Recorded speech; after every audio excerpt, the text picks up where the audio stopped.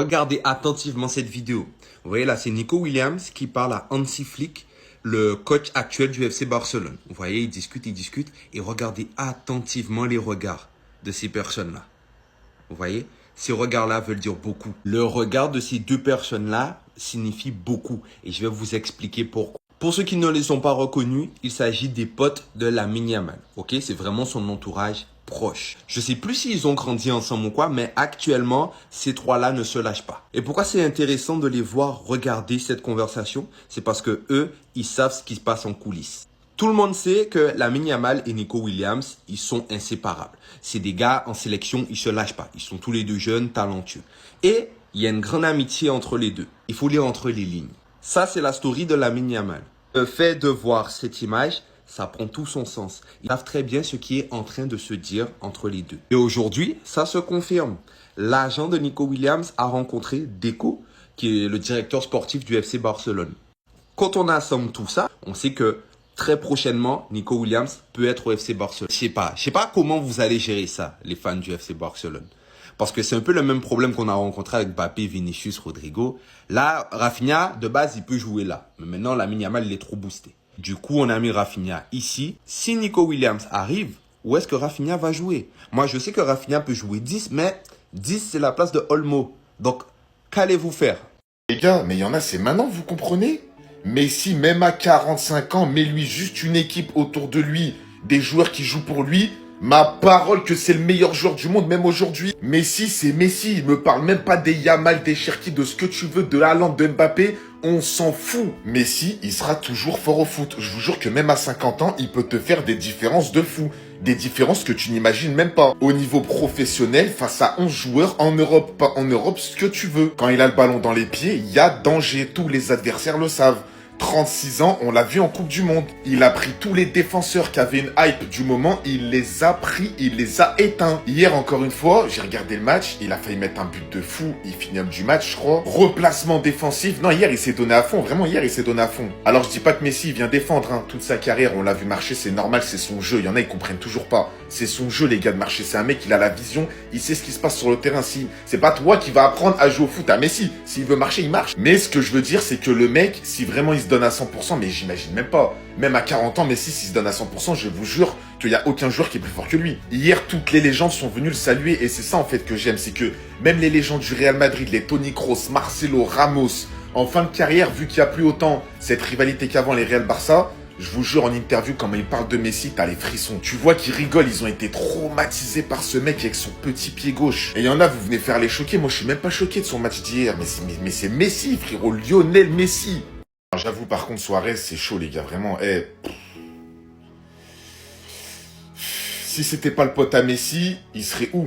La vérité, il serait où, les gars? Je comprends qu'ils veulent jouer ensemble. C'est des potes, t'as vu? C'est des meilleurs potes, même des meilleurs amis. Mais il y a un mec qui l'a dit quoi? Et je pense vraiment, il a raison. L'Inter Miami, elle jouerait mieux sans Suarez. Parce que là, Suarez, physiquement, ça devient vraiment, les gars, franchement, faut pas se mentir. Déjà, on le voyait un petit peu durant sa fin de carrière en Europe. Après, je crois, il était parti en Uruguay, si je me trompe pas.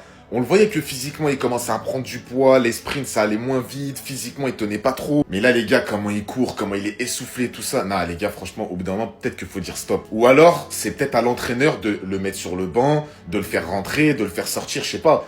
Au bout d'un moment, c'est pas à Suarez de dire, ouais, je joue pas parce que je suis le pote à Messi. Mais là, tu sens clairement que peut-être il est en train... Après, je regarde pas tous les matchs de l'Inter Miami, je sais pas.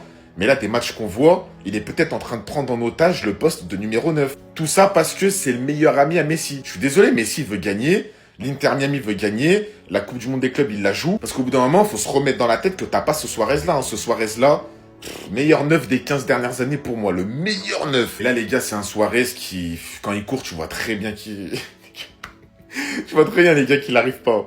Rafinha, le joueur le plus polyvalent du Barça l'année prochaine. Restez sur la vidéo, je vais vous expliquer pourquoi. Voilà pourquoi je suis très content d'avoir Rafinha au club. C'est un élément qui peut jouer à la fois à droite, à gauche, en 10 et en 9. Et à mon avis, c'est ce qui sera exploité l'année prochaine. Parce que en cas de venue d'un ailier gauche, pas forcément Nico Williams, tu seras obligé de déplacer Rafinha pour le mettre dans une autre zone. Il sera bien entendu testé en numéro 10, mais il n'y a aucune garantie que ça fonctionne. T'as Dani Olmo, Firmine, qui sont adaptés à ce poste-là. Si ça ne marche pas, tu peux le décaler à droite et là-bas, tu sais que tu auras des résultats pour faire reposer Lamine Yamal, parce que Yamal, il faut pas qu'il joue tous les matchs à fond. Et il y a encore une option, c'est que tu peux mettre Rafinha en faux neuf. Et les gens ne sont pas d'accord avec ça. Et pourtant, Rafinha, la plupart du temps dans ces buts-là, oui, des fois il revient de derrière, mais énormément de buts qu'il a mis cette année, c'est parce qu'il jouait en tant qu'avant-centre à un moment dans le match. Beaucoup de gens pensent qu'il va être bridé parce que, justement, on va le bouger de ce côté gauche, alors que Rafinha, c'est la polyvalence à l'état pur. Il peut s'adapter partout. Et j'ai la vision de Rafinha juste derrière Olmo en 10, et qui a un certain changement de position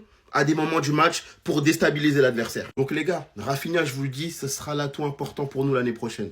Des journaux aujourd'hui, c'est plan A pour Luis Diaz et le plan B pour Nico Williams. Et ça, c'est purement en interne au Barça. Le peuple demande Nico Williams en plan A et Luis Diaz en plan B. Étant donné son prix et le fait que Liverpool ne veuille pas le céder aussi facilement, ce serait beaucoup plus facile d'aller juste payer une clause chez un gamin qui, on le sait, a des qualités et il est jeune. Surtout, il faut se le dire, nos concurrents se renforcent. Arnold, j'ai la vision.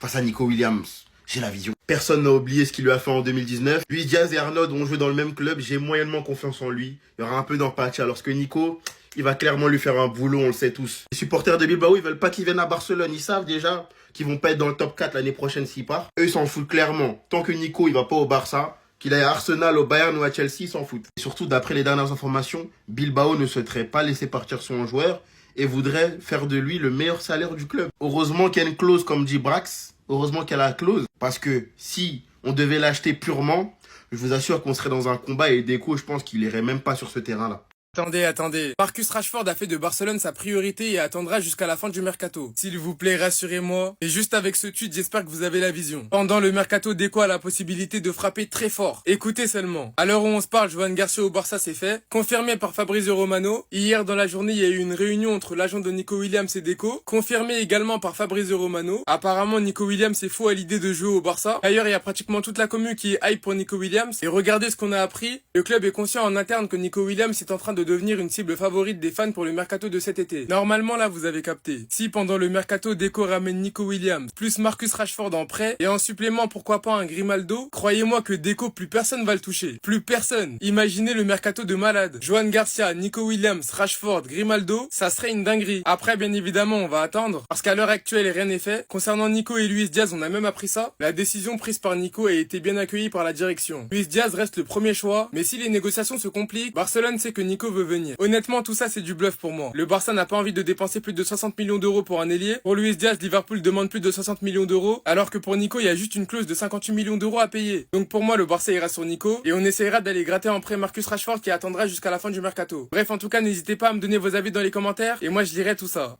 Dis-nous la vérité, comment t'as réussi à gagner un titre avec eux? Même deux techniquement, parce qu'il a fini meilleur bilan et que c'est compensé par un titre aux États-Unis en MLS. Alors c'est vrai, il a tout tenté. Même un tir là-bas, quasiment du poteau de corner sur la barre. Coup franc, ce que tu veux, d'accord. Le héros, c'est leur gardien de 38 ans qu'ils ont pris pour remplacer Challenger. Le Tismé à qui on peut pas faire confiance, visiblement. Même s'il nous a apporté la coupe, enfin, il leur a apporté la coupe contre Nashville en finale de Leeds Cup. Les gars, c'est Césaré à la mi-temps. Est-ce que Ter Stegen a déjà fait ça ces derniers temps? Non. Moins un penalty d'ailleurs. Franchement, cette équipe-là va affronter le PSG s'ils finissent premier, que le PSG finisse deuxième ou vice-versa. Le Paris Saint-Germain. Cette équipe-là, hein, des Suarez contre Pacho, des Sergio Busquets, les replis, les vagues, ce qu'on subit en MLS, nous. C'est pour ça que je ne sais plus de débrief. Messi, il va arrêter après la Coupe du Monde, ça y est. Et la phase régulière, il a déjà gagné tout ça. On rendez-vous en play-off. C'est pour ça que je ne débriefe plus, mais bref, voilà ce qu'on subit. Bref, 0-0. Les gars, vous avez vu la story de Lamine Yamal, mais regardez avant. Fabrizio Romano, officiel les gars. La rencontre entre l'agent de Nico et Barcelone s'est déroulée conformément à la demande du joueur lui-même. Le club voulait que Nico fasse le premier pas. Et c'est arrivé. Et on revient à la story de Lamine Yamal. Il l'a posté il y a 1 heure. Regardez les gars. C'est pas une coïncidence quand même. C'est pas une coïncidence. Les gars, imaginez Lamine Yamal à droite, Nico Williams à gauche au Barça. Pas en Espagne, mais au Barça. On aura un ailier provocateur de la droite, un ailier provocateur de la gauche. Les gars, l'un des meilleurs dans leur poste dans le football actuellement. Et ceux qui disent Rafinha, il peut jouer en 10, il peut jouer en fond 9. On a besoin de 2 ailiers provocateurs pour qu'il y ait du danger à gauche et à droite. Les gars, c'est la meilleure recrue qu'on peut avoir. En plus, il connaît tous les joueurs. Il joue avec eux tous en Espagne. Pedri, Olmo, Lamine, Koubarsi, tout le monde, les gars. C'est vraiment ce qu'il nous faut. Info de dernière minute, ça vient tout juste de sortir. Réunion entre le Barça et Nico Williams à la demande du joueur. Nico donne sa priorité au club qui espérait un premier pas, ce qui s'est produit aujourd'hui. Il est fou à l'idée de rejoindre le Barça et de ne demande aucune garantie. En plus de ça, les gars, Hansi Flick a eu une conversation téléphonique avec lui où il a expliqué son projet au sein de l'équipe, suivi derrière d'une story de Lamine Yamal. Regardez avec qui? Nico Williams. Juste après que la réunion ait eu lieu. Les gars, vous savez ce que ça veut dire? Nico Williams, Lamine Yamal, Dani Olmo. Est-ce que ça serait pas beau tout ça? Et la bonne nouvelle, c'est qu'il est prêt à accepter le salaire brut que le Barça lui avait proposé l'année dernière, c'est-à-dire 12 millions bruts par année, les gars. Et moi, ça me fait plaisir de voir des joueurs qui font des efforts pour rejoindre le Barça. C'est normal, vous allez me dire, parce qu'on commence à être compétitif, on commence à avoir des grands joueurs, Lamine Yamal, etc. Mais en tout cas, Nico Williams, here we go.